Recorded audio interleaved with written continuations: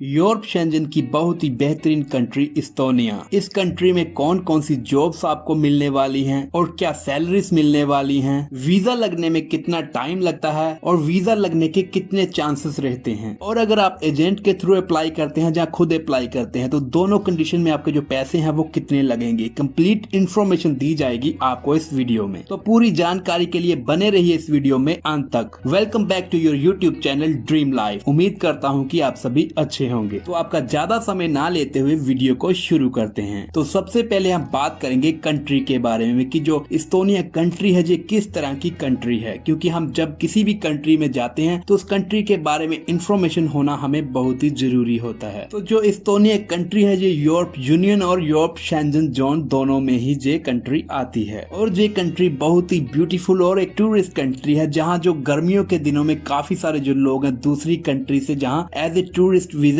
करना पसंद करते हैं। इसके बाद अगर इस कंट्री की कैपिटल सिटी की बात करें तो वो है टालिन, और लैंग्वेज की बात करें तो इस कंट्री में जो लोकल लैंग्वेज है इस्तोनियन के साथ साथ रशियन और इंग्लिश भी काफी बोली जाती है। तो इंग्लिश लैंग्वेज बोले जाने की वजह से जो जितने भी फॉरेनर वर्कर्स होते हैं जिनको लोकल यूरोपियन लैंग्वेज नहीं आती, तो उनके लिए जो लैंग्वेज है वो बैरियर नहीं बनने वाली, लैंग्वेज के लिहाज से उनको कोई भी प्रॉब्लम नहीं आने वाली अगर उनको इंग्लिश लैंग्वेज वो है आती है। करेंसी की बात करें तो जो इस्तोनिया कंट्री है इसमें भी बाकी यूरोपियन कंट्रीज की तरह जो है लोकल जो करेंसी है यूरो ही वो यूज की जाती है, और यूरो का जो रेट है अगर हम आज के टाइम में इंडियन करेंसी में कन्वर्ट करें तो वो आपको पता है कि जो 85 से 90 के अंदर वो अभी चल रहा है। इसके बाद अगर बात करें कि इस्तोनिया के साथ और कौन कौन सी दूसरी कंट्रीज के जो लैंड बॉर्डर्स लगते हैं तो वो है रशिया और लातविया। ये दो कंट्री हैं, इनके जो लैंड बॉर्डर्स हैं वो इस्तोनिया के साथ लगते हैं। तो ये तो होगी इस्तोनिया कंट्री के बारे में बात। आगे हम बात करेंगे कि इस कंट्री में कौन कौन सी और किस तरह की आपको जॉब्स हैं वो मिलने वाली हैं और उनकी सैलरीज क्या होने वाली हैं। सबसे पहले बात करेंगे कि जो लोग स्किल्ड होने के साथ साथ उनके पास एजुकेशन भी है, तो इस तरह के लोगों के लिए इस्तोनिया में किस तरह की जो जॉब्स हैं वो अवेलेबल हैं। तो सबसे पहले जो जॉब्स आती हैं वो है IT सेक्टर में। IT सेक्टर में आपको जो काफी सारी जॉब मिल सकती है। उसके बाद इंजीनियरिंग लाइन में आपको जॉब्स मिलेगी। हेल्थ केयर में जो जितनी भी जॉब्स होती हैं जैसे डॉक्टर्स ले लो, नर्सिंग ले लो, इस तरह की जो जॉब्स हैं जितनी भी जॉब्स हैं वो आपको मिल जाएंगे। इसके साथ साथ जो लैंग्वेज टीचर्स होते हैं वो भी जो इस्तोनिया में काफी ज्यादा उनकी जरूरत है, क्योंकि जो इस्तोनिया कंट्री है जहाँ इंग्लिश लैंग्वेज है वो बोली जाती है, तो जहाँ जो इंग्लिश लैंग्वेज के जो टीचर्स होते हैं उनकी भी काफी जो है डिमांड रहती है। इसके बाद अभी हम बात करते हैं मिड क्लास जॉब्स की। मिड क्लास जॉब्स में वो लोग आते हैं जिनके पास जो स्किल्ड है वो काफी अच्छे हैं, लेकिन जो एजुकेशन है उनके पास वो थोड़ी सी कम है। तो इस कंडीशन में उनको जो इस्तोनिया में किस तरह की जॉब्स हैं वो मिल सकती हैं। तो सबसे पहले जहाँ जो जॉब्स आती हैं उनके लिए जो टूरिज्म सेक्टर है, टूरिज्म सेक्टर में उनको जो जॉब है वो मिल सकती है। और टूरिज्म सेक्टर में क्या क्या आता है, होटल्स आते हैं, रेस्टोरेंट्स आते हैं, तो इनमें जो जितने भी वर्कर्स होते हैं, चाहे फिर कुक लगा लो, डिलीवरी की जॉब लगा लो, डिलीवरी की जॉब में आपको फूड डिलीवरी की और भी जो डिलीवरीज होती हैं उस तरह की जो जॉब्स हैं आपको मिल सकती हैं। और इसके साथ साथ आपको जो क्लीनर की जॉब्स हैं वो भी आपको मिल सकती हैं। कि टोटल मिला के जितनी भी जो टूरिज्म सेक्टर में जितनी भी जॉब्स होती हैं इस तरह की होटल रेस्टोरेंट को रिलेटेड लेके, वो सभी जॉब्स आपको जो है इस्तोनिया कंट्री में आपको मिल सकती हैं। और इसके साथ साथ आपको जो कंस्ट्रक्शन लाइन में भी आपको जॉब्स हैं वो मिल सकती हैं। कंस्ट्रक्शन लाइन एक ऐसी जो नीड है जो हर कंट्री की जो बेसिक नीड होती है। इनको जो कंस्ट्रक्शन लाइन के लिए बंदे वो हैं वो चाहिए होते हैं, क्योंकि जो लोकल यूरोपियन होते हैं वो किसी और कंट्रीज में जाके अच्छी जो हाई लेवल की जॉब्स है वो ज्यादा करना पसंद करते हैं। तो इसलिए जो फॉरेनर वर्कर्स हैं वो हायर करते हैं कंस्ट्रक्शन लाइन के वर्क के लिए। तो इसलिए आपको जो कंस्ट्रक्शन लाइन में जितने भी जो काम आते हैं, चाहे फिर वो मैसन है, प्लम्बर है, कारपेंटर, इस तरह के जो जॉब्स हैं वो फैक्ट्री वर्कर्स हैं वो आपको जरूर इस कंट्री में आपको वहाँ जॉब्स हैं वो मिल सकती हैं। इसके बाद बात आती है कि जॉब है वो कैसे अप्लाई करें। तो जॉब अप्लाई करने में दो तरीके आते हैं। सबसे पहले जो खुद से आप अप्लाई कर सकते हैं, आपको जो है सिंपली गूगल के जाके वो सर्च करना पड़ेगा गूगल पे कि आपको जो जॉब पोर्टल है वो निकालने पड़ेंगे इस्तोनिया कंट्री में। सिंपली आप उसमें सर्च कर सकते हैं कि आपको जो जॉब्स हैं वो जॉब्स इन इस्तोनिया, ऐसे करके अगर आप सर्च करेंगे तो आपको जो जॉब पोर्टल्स हैं वो इस्तोनिया के लिए वो आपको शो हो जाएंगे। इसके अलावा आप लिंक्डइन में भी जाके अपनी ID बना के वहां से भी आपको जो है जॉब है वो सर्च कर सकते हैं। और इसके साथ साथ एक और एप्लीकेशन आप वेबसाइट ले लो, इंडीड, लिंक्डइन, तो ये सभी जो एप्लीकेशन है जो ऐप से जाके आप जॉब है वो सर्च कर सकते हैं इस्तोनिया में। इसके अलावा और भी कंट्रीज में आप इन्हीं एप्लीकेशन के थ्रू वो जॉब्स हैं वो सर्च कर सकते हैं। और इसके बाद जो दूसरा तरीका आता है जॉब अप्लाई करने का वो है एजेंट। अगर आपको ज्यादा टेंशन नहीं लेनी, आपको ज्यादा इन्फॉर्मेशन नहीं है कैसे डॉक्यूमेंट अरेंज करने हैं, कैसे करना है, तो आप सिंपली को किसी भी एजेंट को जो उसकी फीस देके उसके द्वारा भी आप अपना काम है वो करवा सकते हैं। तो ये दो तरीके हैं जिस तरह से आप इस्तोनिया में जॉब है वो ढूंढ सकते हैं। इसके बाद बाद बात आती है कि इस्तोनिया में आपको जो सैलरी है वो कितनी मिलेगी। तो सैलरी के बारे में बताने से पहले मैं आपको कंफर्म कर दूं कि जो सैलरी है वो काफी सारी बातों पे डिपेंड करती है कि आपकी जो क्या जॉब है, आपके जो कितना टाइम आप काम कर रहे हो, ओवर टाइम क्या है। तो आपको मैं एक आइडिया दे सकता हूँ कि आपकी जो सैलरी है वो कितनी निकलेगी इस्तोनिया में। तो मैं आपको जो हाई लेवल की जॉब्स हैं जितनी मैंने आपकी बताई हैं, जो स्किल्ड और एजुकेशन वर्कर्स थे, उनके बारे में हम नहीं बात करेंगे। हम सिंपली जो मिड क्लास की जो जॉब थी उनके बारे में बता सकता हूँ कि जो उनका जो आइडिया बताऊंगा कि उनके लिए कितनी सैलरीज है वो पर मंथ अर्न कर सकते हैं अगर उनको अच्छे से वो काम करते हैं, पूरा वीक काम करते हैं, ओवर टाइम मिलता है। तो जो सभी बातें डिपेंड करते हैं, लेकिन जो मिनिमम उनकी सैलरी है वो 800 यूरो से लेके 1200 यूरो तक वो आराम से वो है कमा सकते हैं इस्तोनिया में। लेकिन अगेन मैं आपको कंफर्म कर दूं कि ये काफी सारी बातों पे डिपेंड करता है। उसके बाद ये जो फाइनल सैलरी निकल के आती है, तो ये सिर्फ एक आइडिया है। तो जो सैलरी है वो आपकी कम या ज्यादा भी निकल के आ सकती है, सीजन पे भी डिपेंड करता है। तो वो आपकी सैलरी है वो कम ज्यादा हो सकती है। इसके बाद बात करते हैं कि वीजा प्रोसेसिंग में आपका कितना टाइम लगेगा। अगर आप इस्तोनिया के लिए वर्क परमिट अप्लाई कर रहे हैं तो आपको मैं बता दूं कि जो आपका वीजा प्रोसेसिंग टाइम लगने वाला है इस्तोनिया के लिए, वो 4 से 6 महीने आपके जो है वो आराम से वो लगेंगे। इतना टाइम आपका लग सकता है, क्योंकि जो जितनी भी यूरोपियन कंट्री है इसका जो वीजा प्रोसेस है वो काफी स्लो चल रहा है। तो इसलिए आपको जो 4 से 6 महीने तक आपको आराम से जो है वेट करना पड़ सकता है। और वीजा एक्सपेंसेस कितने लगने वाले हैं इस कंट्री के लिए, अगर आप वर्क परमिट अप्लाई कर रहे हैं इस्तोनिया के लिए, तो आपका जो टोटल खर्चा है वो कितना आएगा। तो इसमें भी 2 कंडीशन आती हैं कि अगर आप खुद अप्लाई कर रहे हो या किसी एजेंट के थ्रू अप्लाई कर रहे हो। तो अगर आप खुद अप्लाई करते हो तो उस कंडीशन में आपका जो खर्चा आने वाला है वो 2 से 3 लाख, जो इंडियन रुपीस में बात कर रहा हूँ कि 2 से 3 लाख में आपका जो सारा काम है वो कंप्लीट आपका हो जाएगा। लेकिन अगर आप किसी एजेंट के थ्रू अप्लाई कर रहे हैं तो एजेंट का जो सभी एजेंट है उनका जो अपना अपना अलग अलग रेट होता है, अपने हिसाब से वो चार्जेस लेते हैं। लेकिन आपको मैं एक आइडिया दे सकता हूँ कि आपका जो खर्चा है वो कितना आने वाला है। अगर हम पंजाब और हरियाणा वाली साइड बात करें तो अभी के टाइम में जो एजेंट का रेट चल रहा है वो 6.5 लाख से लेके 10 लाख इंडियन रुपीस वो ले रहे हैं इस्तोनिया के वर्क परमिट के लिए। और यही अगर हम केरला, दिल्ली और मुंबई वाली साइड में बात करें तो वहां के जो एजेंट है वो ले रहे हैं 4.5 लाख से लेके 6.5 लाख तक वो हैं वो ले रहे हैं इस्तोनिया के वर्क परमिट के लिए। और इसके बाद बात आती है कि अगर हम 4 से 6 महीने वेट करते हैं और इतने पैसे लगाते हैं तो क्या हमें वीजा मिलेगा या नहीं मिलेगा, वीजा मिलने के कितने चांसेस होते हैं। तो मैं आपको बता दूं कि जो इस्तोनिया कंट्री है इसका जो वीजा सक्सेस रेट है वो काफी अच्छा है अभी के टाइम में। तो आपके जो वीजा लगने के 90% तक आपके चांसेस होते हैं अगर आपका जो जितने भी जो डॉक्यूमेंट है वो सभी जेन्युइन है, आपके पास कोई भी ऐसा फेक या फर्जी डॉक्यूमेंट आपने नहीं लगाया हो, आपकी प्रोफाइल बिल्कुल क्लीन है। तो इस कंडीशन में आपको जो वीजा लगने के चांसेस है वो काफी हाई रहते हैं। तो आपको इस तरह से कोई भी टेंशन लेने की जरूरत नहीं है। और इसके बाद बात आती है कि अगर हम इस्तोनिया में जाते हैं तो इस्तोनिया वीजा या TRC कार्ड के हमें क्या फायदे होने वाले हैं। तो सबसे पहले जो बड़ा फायदा होने वाला है, अगर आपके पास इस्तोनिया का वीजा या TRC कार्ड है तो आप जो और यूरोप की जो शेंगेन कंट्रीज हैं वहां आप विदाउट वीजा ट्रेवल कर सकते हैं। तो जी आपको एक बड़ा बेनिफिट होने वाला है। और इसके अलावा अगर आप 5-6 साल तक रेगुलर आप इस्तोनिया में काम कर रहे हैं, टैक्स पे कर रहे हैं रेगुलर, अगर आप 5 साल तक जो अपना टैक्स पे करते हैं तो उसके बाद आप एलिजिबल हो जाते हो कि आप परमानेंट रेजिडेंस के लिए भी अप्लाई कर सकते हो इस्तोनिया में। तो जो सभी आप बेनिफिट ले सकते हैं अगर आप वहाँ लंबे टाइम तक अच्छे से एकदम क्लीन आपका जो प्रोफाइल है वो रख के काम करते हो, तो ये सभी बेनिफिट आप जरूर ले सकते हैं। तो ये थी कुछ इन्फॉर्मेशन इस्तोनिया कंट्री के वर्क परमिट को लेके। उम्मीद करता हूँ कि वीडियो जरूर आपको इन्फॉर्मेटिव लगी होगी और आपको जरूर हेल्प करेगी। वीडियो इन्फॉर्मेटिव लगी तो वीडियो को लाइक, शेयर और कमेंट जरूर करें। चैनल पे नहीं तो चैनल को सब्सक्राइब करें। ऐसी ही जो इन्फॉर्मेटिव वीडियोस हैं वो रेगुलर आपको मिलती रहेंगी। और अगर आपका कोई और सवाल हो जिसका आंसर आपको इस वीडियो में ना मिला हो तो आप वीडियो के नीचे कमेंट करके हमें पूछ सकते हैं और पर्सनली हमें इंस्टाग्राम पे भी कॉन्टेक्ट कर सकते हैं। इंस्टाग्राम की जो कॉन्टेक्ट डिटेल्स आप देख सकते हैं कि वीडियो के ऊपर भी आपको मिल जाएंगी और नीचे डिस्क्रिप्शन में भी मिल जाएंगी। वीडियो में अंत तक बने रहने के लिए आपका धन्यवाद। मिलते हैं किसी और वीडियो में नई इन्फॉर्मेशन के साथ।